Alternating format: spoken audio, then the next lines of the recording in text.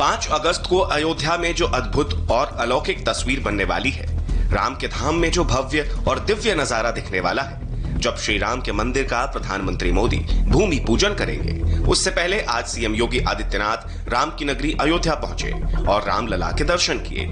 योगी आदित्यनाथ चांदी का आसन लेकर अयोध्या पहुंचे और रामलला को चांदी के आसन पर बिठाया गया। इसके साथ ही सीएम ने भूमि पूजन की तैयारियों का जायजा भी लिया।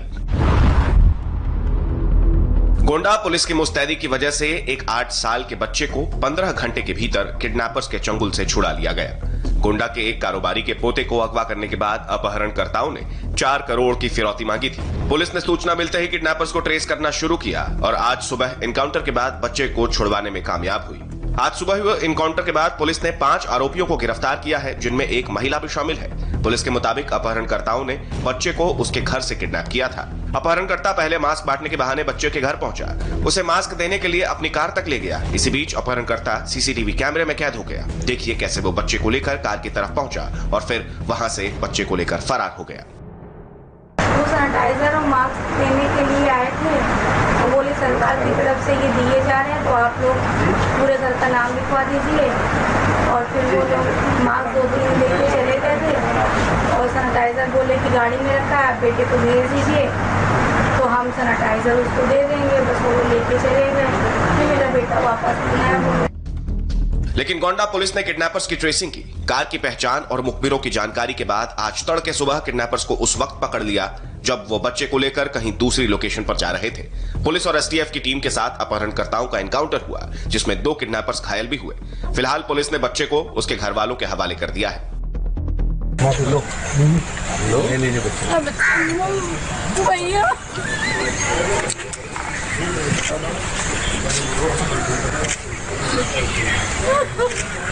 चलिए आप लोगों का बहुत तो मोबाइल पे लगाओ ना, सहयोग रहा साहब। गोंडा पुलिस और इस बीच उस फोन की रिकॉर्डिंग भी सामने आई है जो किडनैपर्स ने बच्चे के पिता को की थी और 4 करोड़ की फिरौती मांगी थी। साथ में कानपुर के विकास दुबे कांड की याद दिलाते हुए धमकी भी दी थी। हेलो जी, आवाज ना आ रही हो तो बता दीजिए। न बताइए, आवाज आ रही है आपकी। हाँ, तो आपका लड़का किडनैप हो चुका है। अच्छा, तो क्या करना पड़ेगा? और 4 करोड़ की व्यवस्था करो, हम शाम तक फोन करेंगे।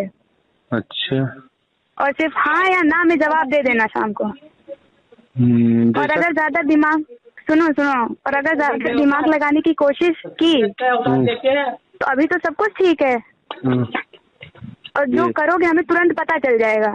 नहीं तो जैसा आप कहेंगे वैसा हम करेंगे। हाँ। कानपुर वाला मैटर तो आपने सुना ही होगा। हाँ, कौन कानपुर वाला? विकास दुबे वाला मैटर आपको पता ही होगा कि पुलिस किसका कितना साथ देती है। नहीं, हम जान रहे हैं। तो पुलिस तक जाने की आपको कोई जरूरत नहीं, जाना जा सकते हो, मैं मना नहीं कर रही। जी नहीं, हमें हमारा लड़का चाहिए। आपको आपका लड़का चाहिए? तो हम 2-3 घंटे बाद आपके पास फोन करेंगे। जी, और जैसा होगा बताइएगा, हाँ या ना में सिर्फ जवाब सुनना है। जी। और अगर आपने कुछ भी कदम उठाने की कोशिश की तो आप लड़के की उम्मीद छोड़ दीजिएगा। नहीं, हम कोई कदम नहीं उठाएंगे। जी ठीक है। एनकाउंटर में पुलिस ने 5 आरोपियों को गिरफ्तार कर लिया है, जिनमें एक पति पत्नी शामिल है। सूरज पांडे और उसकी पत्नी छवि पांडे ही इस किडनैपिंग कांड के मास्टरमाइंड थे और छवि पांडे ने ही बच्चे के पिता को फिरौती के लिए फोन की थी। पुलिस ने किडनैपिंग में इस्तेमाल की गई कार के आधार पर आरोपियों को पहचाना, जिसके बाद उन्हें पकड़ा गया। आरोपियों के पास से एक पिस्टल और 2 देसी कट्टे बरामद किए गए हैं। जम्मू कश्मीर के बारामूला में आज सुरक्षा बलों और आतंकवादियों के बीच मुठभेड़ हुई, जिसमें 2 आतंकवादी मारे गए। सुरक्षा बलों को कल आतंकियों की मौजूदगी की खबर मिली थी, जिसके बाद इलाके की घेराबंदी की गई, तलाशी अभियान शुरू किया गया। इस दौरान आतंकियों ने खुद को चारों तरफ से घेरा देखकर गोलीबारी शुरू कर दी। ऐसे में भारतीय सुरक्षा बलों ने भी मोर्चा संभालते हुए आतंकवादियों को मुंहतोड़ जवाब दिया।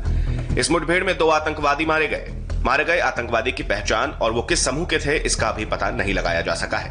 आतंकियों के पास से 2 पिस्तौल, कई राउंड गोलियां और ग्रेनेड भी बरामद हुए हैं। इलाके में और आतंकवादियों की मौजूदगी की आशंका के चलते अभी तक सर्च ऑपरेशन जारी है। सुबह 6 बजे से जारी इस मुठभेड़ में सेना का एक जवान भी घायल हुआ है। शाम को हमारे पास कुछ खबर मिली थी जिसमें यहाँ पर 2 टेररिस्ट थे।